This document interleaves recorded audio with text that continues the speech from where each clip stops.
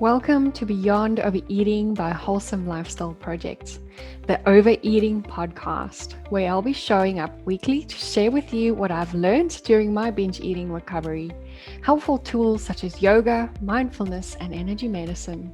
My name is Stel, and my purpose is to inform and educate so that you can fast track your recovery in healing your relationship with food and finally trust yourself around the peanut butter jar.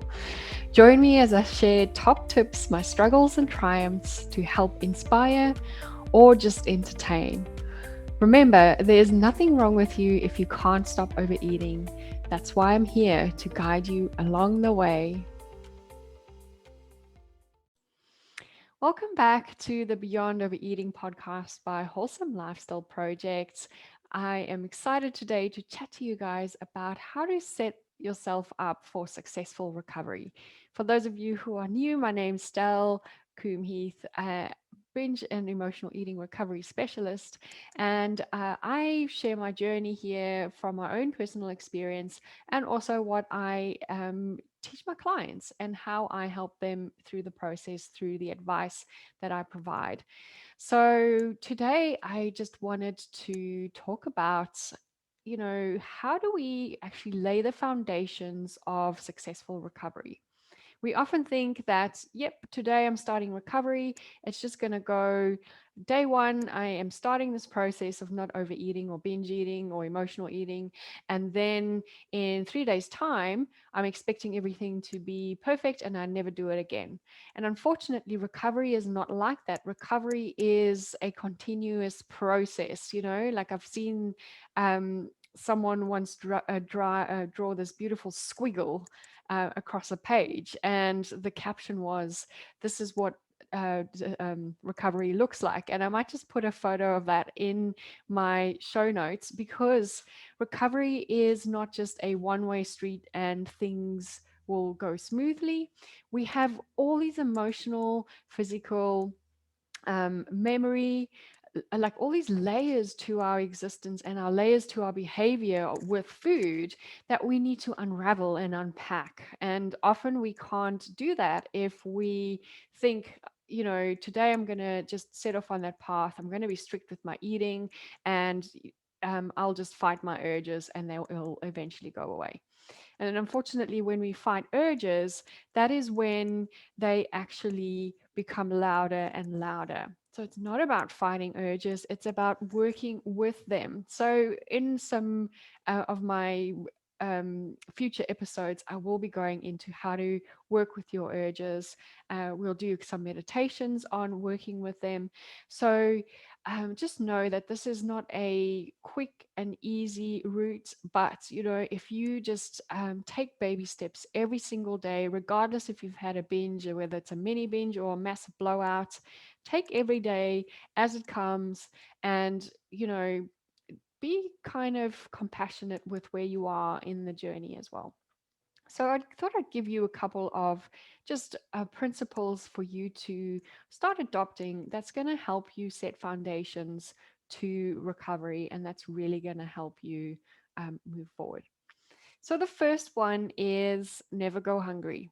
And the reason for this is because restrictive eating behavior, whether you're forgetting to eat or whether you are restricting your calories to lose weight or um, control your food intake, this is going to lead into severe cravings and urges, and eventually you're going to fall off track. The second thing to let go of is perfection. The need to be perfect is why we self sabotage often, because we feel like we need to be perfect on an eating plan or a diet. And the minute we have one small chocolate or one small biscuit, then we think, well, I'm not perfect on my diet anymore. I'm going to just go off it completely, be on the opposite side of the diet, binge, and then I'll start again on Monday. And if you guys listened to a couple of weeks ago, I think it was episode 9, I was talking about my views about I'll start again on Monday principles or philosophy. So letting that perfectionist mind go, especially when we're recovering. Yes, there will be days where you see the binges reducing in the beginning. Other days you might still have a binge, and it's that is just natural. It's your body's old way of dealing with certain things. So there is definitely going to be times where it might still pop up, especially in early stages of recovery. So be compassionate about that and unpack those binges when it does happen. So, um, whether you are an emotional eater, binge eater, or just struggling to find a healthy eating routine, one of the biggest things you can do for yourself is aim to eat fruits and veggies each day. If you can just do that, you can already give yourself a pat on the back because you are investing in your health and you are supporting your body, regardless if you're a binge eater or struggling with an eating disorder. Um, Eating fruit and vegetables are going to give you nutrients. They're going to give you fiber. Some of them actually give you good emotional feedback as well. And they can taste delicious too. So make sure that you get some of those in and celebrate, even if you just have a small one, if you're not used to eating fruit and veggies. So the next principle is practicing mindfulness during the day. And mindfulness, especially during meal times.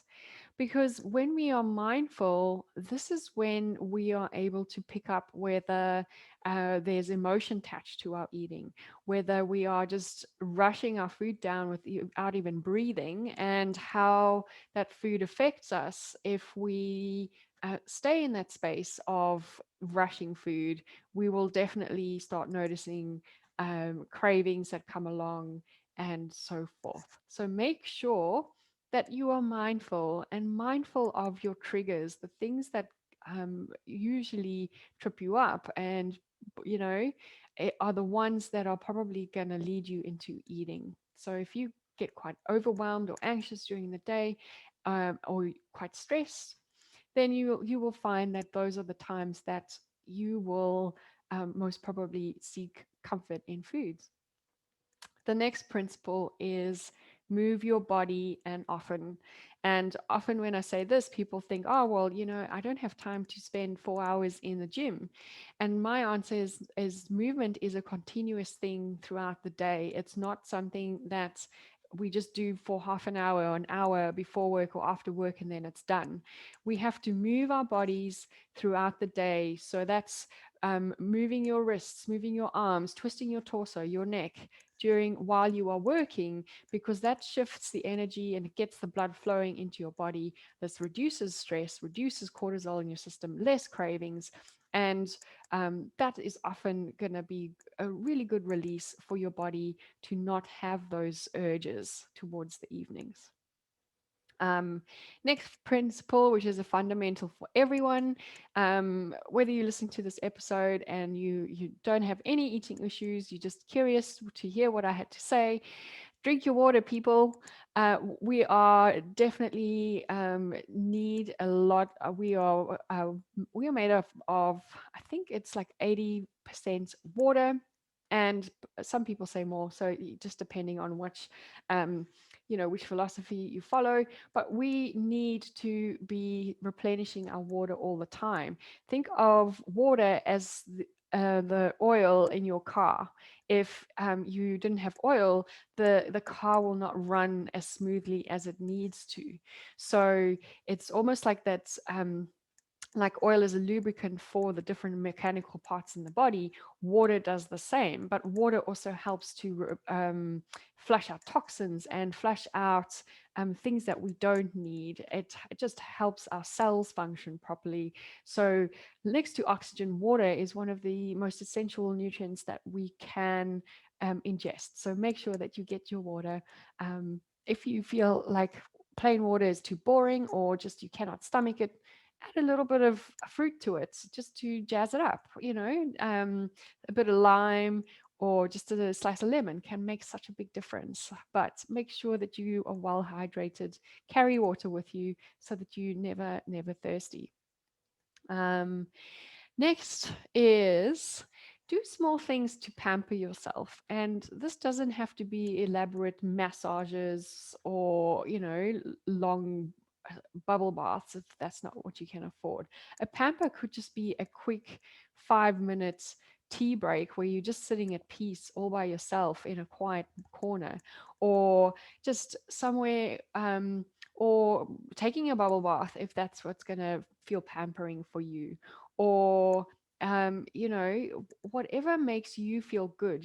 For me, a pamper is often going to like a longer a yoga class where I'm not teaching it. And that can be a really nice way for me to just feel refreshed.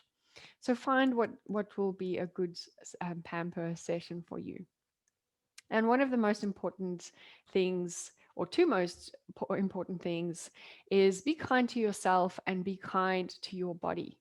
Both of those go together, and especially during recovery, you are learning a new way of being. Our old way of being is binge eating or overeating or coping with food. So we are now learning a new way of not doing those things, and that can take time. So it doesn't help you beat yourself up every time you get it wrong.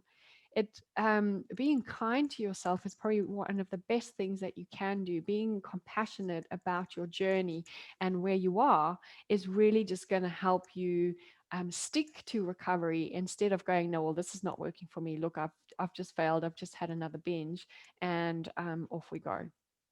The same with kindness towards your body. If you are picking at it all the time, are you really like, I am subconsciously going to want to look after it? Are you subconsciously going to want to eat healthy? The answer is no. I always use the analogy of, if there was someone that you didn't like, would you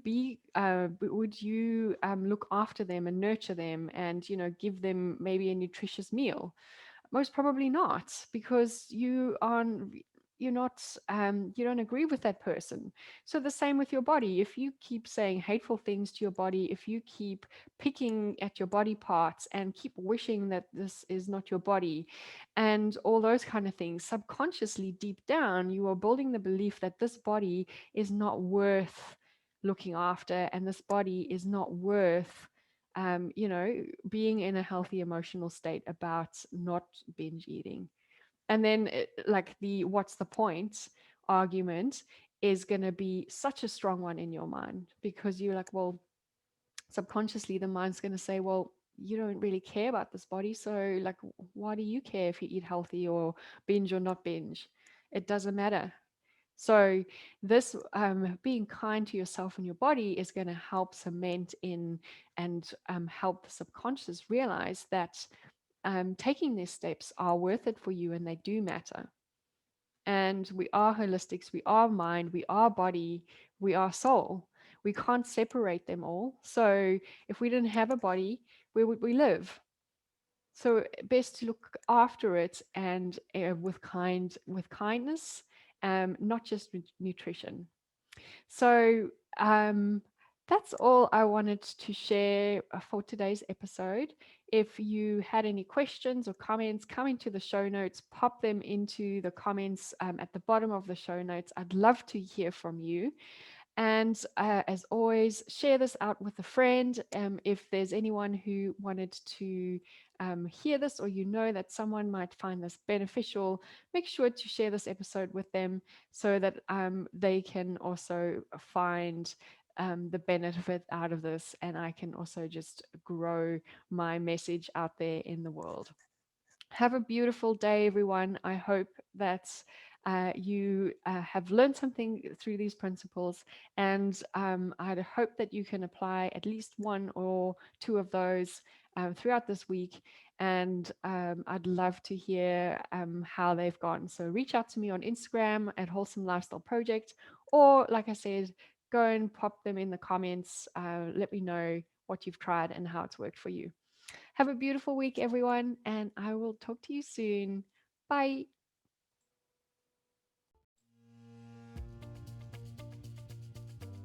Thank you so much for joining me today, and don't forget to share this with all your friends.